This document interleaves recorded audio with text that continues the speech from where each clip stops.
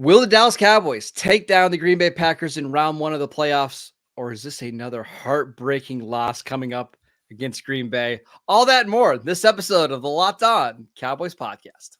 You are Locked On Cowboys, your daily Dallas Cowboys podcast. Part of the Locked On Podcast Network, your team every day. Locked on Cowboys. Locked on Cowboys. Welcome back to the Locked On Cowboys podcast, part of the Locked On Podcast Network, your team every day. We'd like to thank you for making us your first listen of the day. Today's episode is brought to you by Gametime. Download the Gametime app, create an account, and use promo code LOCKEDON for $20 off your first purchase. I am your host, Marcus Mosher. You can follow me on Twitter at Marcus_Mosher. Joining me today, as always, is Landon McCool. You can check him out on Twitter at McCoolBCB. On today's show, we are previewing the Packers-Cowboys round one playoff game. Landon, just off the top, how are you feeling about this game? I'm feeling good. I'm feeling I don't want to go in overconfident, but having looked through all of this and kind of compared the matchups, and we'll obviously get into all of this, but I feel confident, but not overconfident. It does definitely feels different than going into Tampa Bay last year or going into some of these other games where there's a lot of unknown. You're just not sure exactly how it's all gonna kind of go down. I feel like this is a situation where there's a lot more controlled variables for the Cowboys that are positive for them. So again, anything can happen, and this is a playoff game. But as far as confidence level going into a playoff game in which you obviously are going to play a good team, I'm feeling pretty good. Yeah, it feels like there's a lot of different ways the Cowboys can win this game. And even if things go poorly early on, you feel like, okay, just settle down and you're going to be okay. And I think that's it. And it's because of the offense. And let's start there. Yeah. I think if the Cowboys start off fast on offense in this game, it could be a blowout. Like it could just be one of those games where, it's an avalanche, right? And all of a sudden it's 27-3 going into halftime. I also feel like it could be one of these games where it's a little bit of a slugfest for the first two quarters, and then the offense has 3 straight touchdown drives. It's really important for this Cowboys offense to start out quick. I think if they can go down on the first drive or two, get a touchdown, get points, and kind of just get that first score out of the way, they're going to be fine. I like to imagine when I do like matchups between teams, I like to imagine that they played like 100 times, right? Yeah. And all the different ways that those games between these two teams could turn out, right? And we talk about paths to victory, right? And like how many paths to victory does your team have versus how many paths to victory does the other team have? I think the Packers are playing with a much thinner margin than the Cowboys are. Well, that's why they're 7-point underdogs. It makes sense. And because of the Cowboys offense, right? Because of how explosive it is, and especially against this Green Bay defense, which has been playing better football, but still, there's just a lot that's working against the Green Bay defense in these matchups against the Cowboys offense.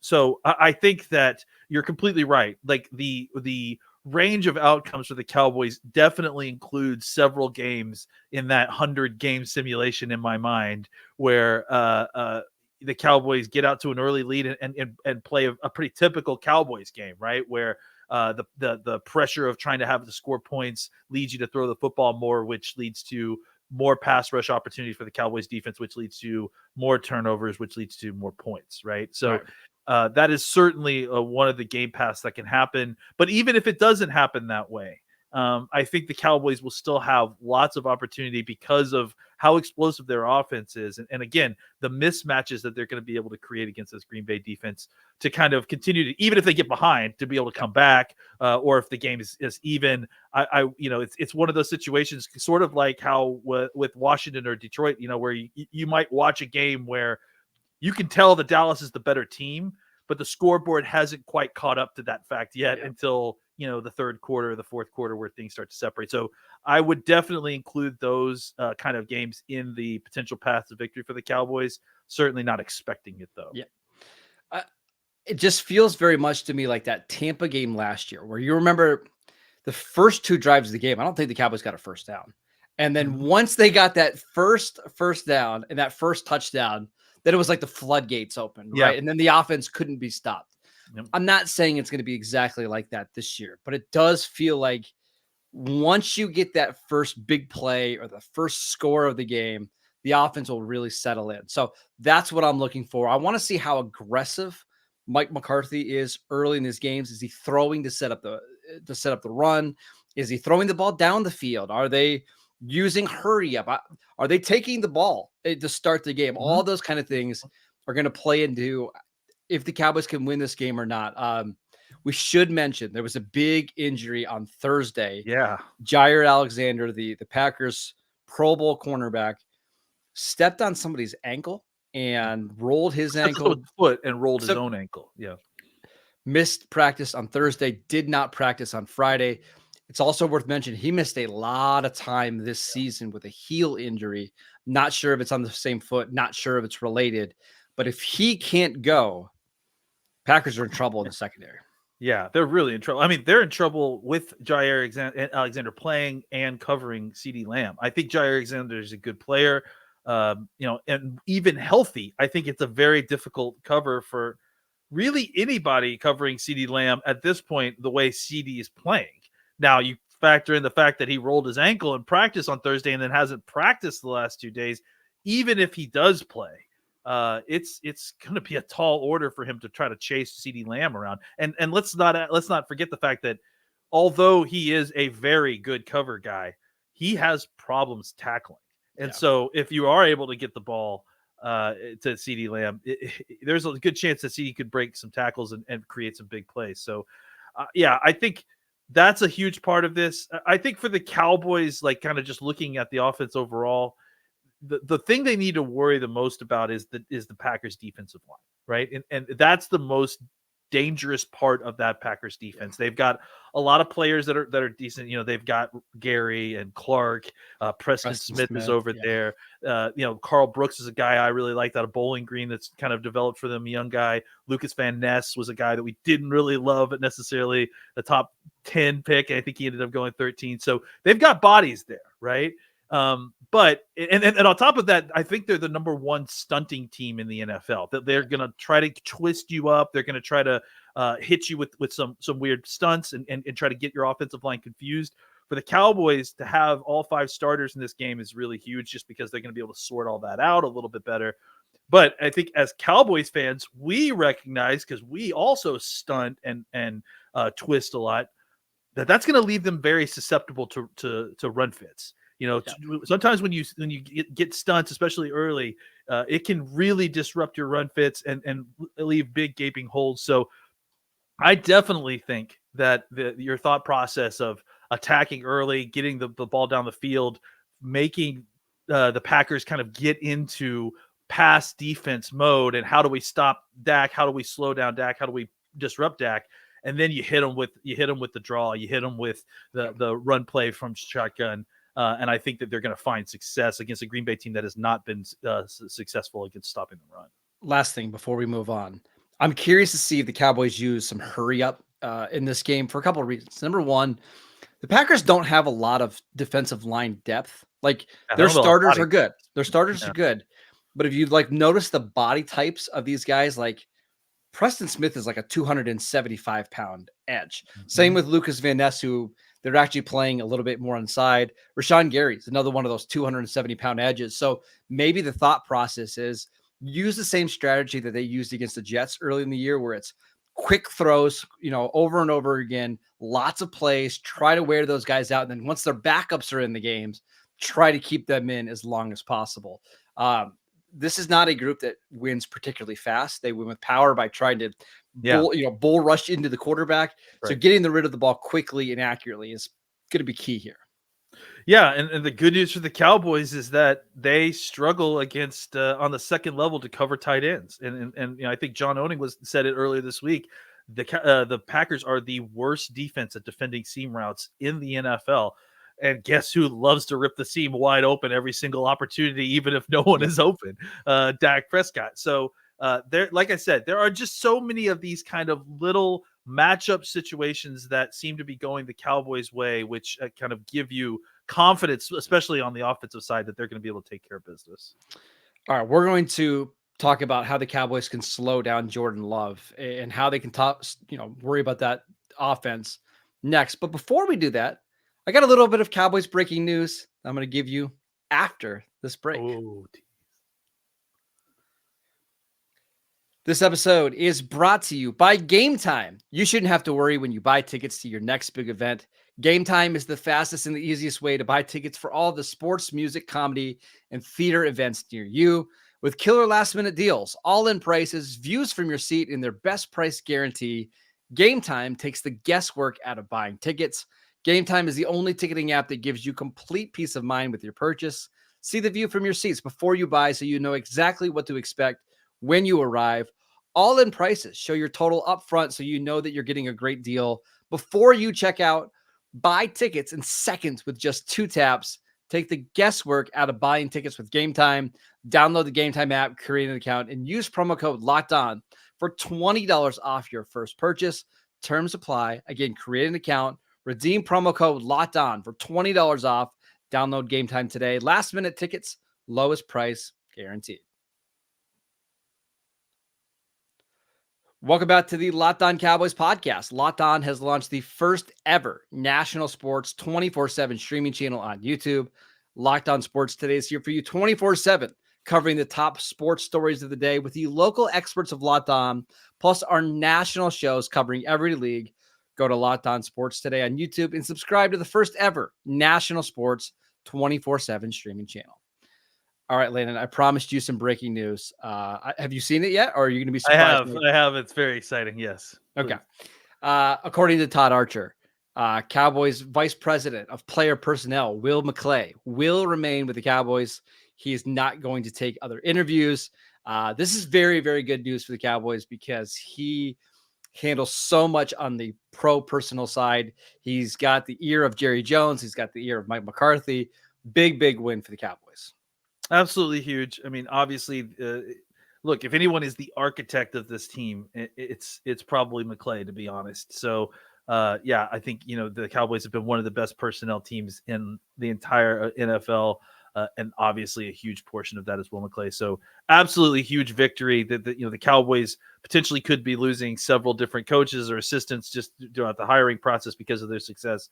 The fact that they're able to hold on to Will McClay is such a great organizational sign for this team in the long term.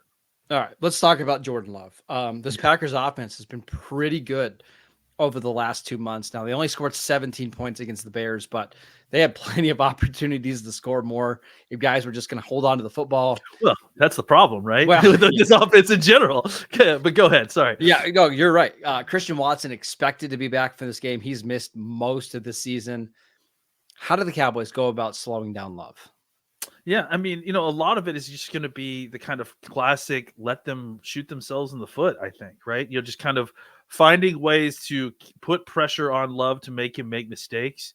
I think they have let me be clear. They have a very talented young roster of wide receivers. They've got guys that are very, very talented. I love Watson when he's healthy. I think Jaden Reed is really good. So I think that these guys have real talent. I think the problem is that because they're young, they still kind of struggle to finish. And I think you just pointed it out, right? In that Bears game, there was dropped touchdowns. There were just kind of miscues. That whole situation, for those who watched the game, that whole situation at the end of the half, right? We complain about Mike McCarthy's game management stuff, but that kind of situation was all basically because of the players. And it kind of was a very microcosm of the issues that they're having, right? Just not a lack of attention to details, not quite being always on the same page. Those are the kind of things that that could happen here. The Cowboys, they need to play their game. They're gonna have to find a way to stop Aaron Jones. They're gonna want to try to run the football a little bit, but stopping Love is going to be about attacking him in the pocket. He's going to want to try to hold on to the ball at times to try to get the ball down the field. Make him only be able to throw the ball in short passing. Like if he's going to hold on to the ball, you've got to find a way to hit him. The Cowboys should be able to get quick pressure on him. That is something that the Green Bay has been giving up a lot this season. So I imagine that Green Bay is going to try to counter that by trying to get the ball out of Jordan Love's hands quickly, trying to get the ball to running backs and wide receivers and tight ends as soon as they can and create yak situations. The Cowboys defense has got to tackle and be solid in the run game. Yep. And then if the offense can kind of get a lead, then you can pin your ears back and attack Love a little bit more. Who, the difference I think between Jordan Love and let's say Jalen Hurts is that Jordan Love has similar kind of athleticism, maybe not quite as powerful, quite as fast, but he doesn't quite have the creativity outside of the pocket that you see with Jalen Hurts. So I think getting him out of the pocket, getting him uncomfortable, but with coverage on the back end, in man coverage especially, I think you're gonna have Jordan Love double clutching, not knowing where to go with the football, and that's when mistakes get made. And that's when he starts to get inaccurate, and he may throw you a pick or a tipped pick and that sort of thing. So just kind of keeping it all in front of you, making Jordan Love drive the length of the field against an offense that struggles to finish. I think you're going to get good results because I don't know that they're going to be able to kind of consistently, efficiently move the ball without potentially creating turnovers. So I watched the Giants-Packers game, the Monday night game from a few weeks ago, and Wink Martindale did a really good job of sending pressure up front, like right in the middle, and forcing Love to make quick decisions. And one of the things that Love will do, because he's got such a good arm and he can make these throws, is when he gets pressured up in his face, he'll throw these like long out routes. And again, he makes a lot of those throws. Not a lot of yak you typically get out of those. And the downside is a lot, because if you happen to throw that ball a little bit inside, that's a pick six for Deron Bland the other way. So make him throw really tough, passes without a lot of upside. Make him use the sidelines rather than guys going up the middle of the field. We talk about that sim pressure all the time, sending 4 or 5, but dropping guys back into zones, or dropping, if you've got Micah Parsons lined up, maybe in the middle, then you drop DeMarcus Lawrence into the flat. Yeah. I'm really curious to see what Dan Quinn does against Jordan Love to try to slow him down. Yeah, because Jordan Love, here's the thing about it, is that Jordan Love is as good against the blitz. But I think that that's, just against all blitzes. That's just like an all-encompassing stats. I think if you were able to send pressure in a spot that gets to him quickly and that he doesn't have like an immediate hot answer for, or at least he doesn't know what the immediate hot answer for, then I think you can get him struggling. Because again, the general situation where Jordan Love struggles is when he is pressured, however you achieve that, and when he is pressured combined with not knowing immediately where to go with the football. If you confuse him with where the pressure is coming from and he's not sure where the hot is on that side, or not sure where the hot is coming up the middle, I think you're going to get him holding onto the ball, double clutching, hit opportunities to hit the quarterback with the football, potentially scrape it away from him. Yeah. The other thing is Aaron Jones. He had a huge game against the Cowboys in 2019. He had a big game last year against Dallas. I don't anticipate A.J. Dillon playing in this game. He did not play last week. He has not practiced yet. And maybe there's a chance that he does play. So that means a lot of Aaron Jones. And he's been somebody who's given the Cowboys problems before. He's a good screen, player out of the backfield. He can bust off long runs. Tackling at the second and third level are going to be critical here.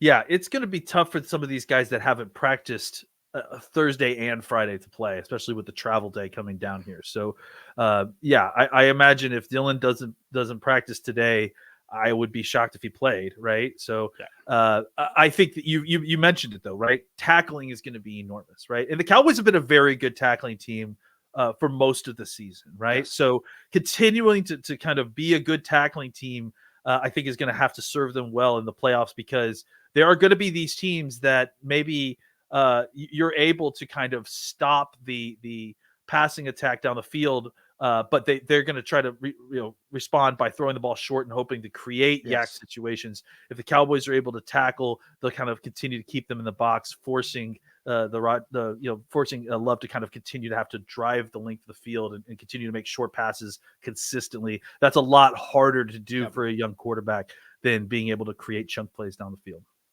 All right, it's time. Let's make our predictions for round 1, Packers Cowboys next. This episode is brought to you by Jace. I know we come to sports to escape some of the crazy realities of real life, but can we talk for just a minute about prepping for real life?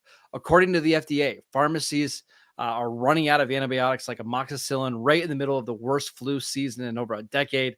That is scary. I can't imagine a more helpless feeling than my daughter or my son getting sick while a supply chain issue kept them from a life-saving medication that they needed. Thankfully, we're going to be okay because of Jase Medical. The Jase case is a pack of 5 different antibiotics to treat a long list of bacterial illnesses, including UTIs, respiratory infections, skin infections, among others. The stuff that could happen to any of us. Visit jasemedical.com and complete your physician encounter. It will be reviewed by a board-certified physician, and your medications will be dispensed by a licensed pharmacy at a fraction of the regular cost.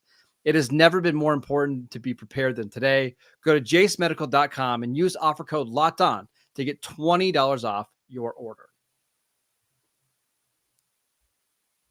All right, Landon, let's make our predictions here for round 1 of the playoffs. Who do you got? I got the Cowboys. Picking them to win 35-28, I think is what I came up with.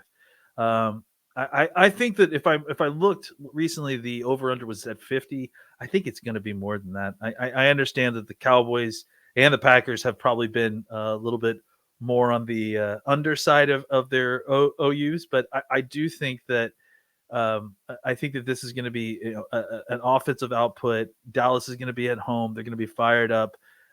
This is what this team has been waiting for since August. This team has, they've heard it all at this point, right? Like, they can't do this. They can't do that. It's not good enough when you win this game. It's not good enough.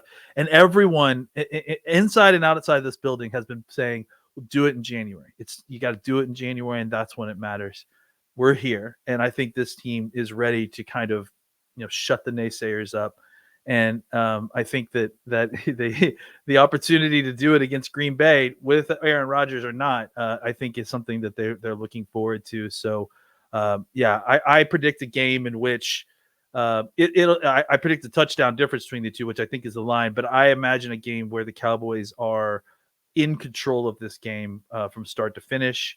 But that Green Bay kind of hangs around and continues to play tough and keeps it in a 1-score game. But I do anticipate Dallas winning, like I said, 35, I think, to 28. I won't be surprised if there's some nervousness on both sides of the ball, especially from Green Bay, because they're the youngest offense in the league.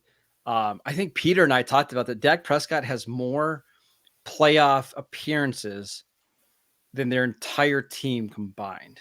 Yeah. Pretty wild. I think they're the youngest team in the NFL, aren't they? Or but like you look at I think Aaron Jones is the only player on their offense that has a playoff experience. And it's a pretty good playoff experience against the Cowboys, to be honest. Yeah.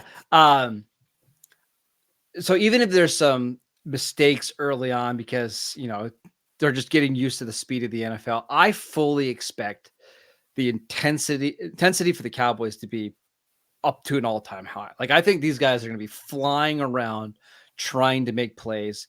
But I also think it really does help that several of these guys in the team just have a lot of playoff experience. Like, how many big games has Stephon Gilmore and Brandon Cooks played in?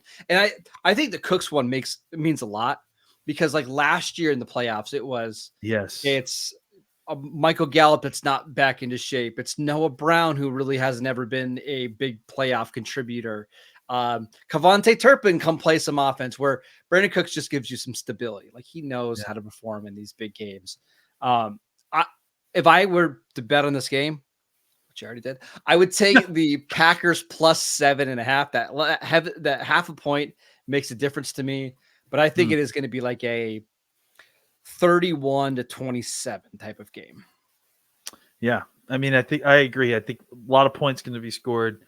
Just simply because the Packers are going to need points just to score, just to kind of keep up. So I do agree. I think Dallas is going to be aggressive. They've been chomping at the bit for this since September. They're the only team that it feels like all their accomplishes during the regular season don't mean anything. No, because people keep throwing it in their face. It doesn't matter until you do it in January. Well, guess what? We're here at a time that matters. And y'all should have put Micah Parsons in the AP All-Pro team, number one, because now you've done it.